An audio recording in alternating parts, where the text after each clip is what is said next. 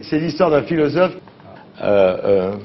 Je crois que c'est une conversation très intéressante. Il y a beaucoup d'humour, beaucoup de philosophie. Il y a l'histoire d'un philosophe qui est également essayiste. C'est un écrivain, effectivement. Alors, dans Otto, Karl, il y a Otto, il y a Karl, les deux.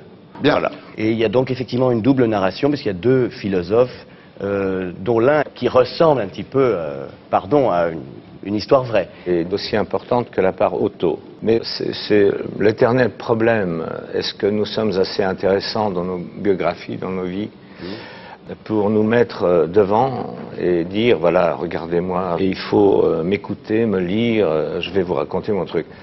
Ben pourquoi vous faites des films sur votre vie privée alors? Ah, c'est pas sur ma vie privée. C'est un roman. Non, non. C'est un autoroman. Comme Un on dit. autoroman, d'accord. Alors, mais je ne me dérobe pas à dire qu'une partie parle d'une vérité que je connais. Ouais.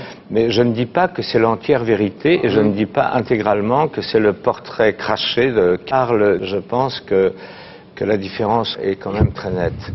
Je crois que c'est une conversation très intéressante. Il y a beaucoup Et d'humour. quand je dis autoroman, c'est que la part roman est aussi importante que la part vérité.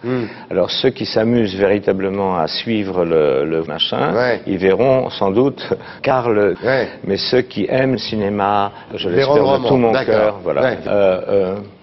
Frédéric. Je crois que c'est une conversation très intéressante.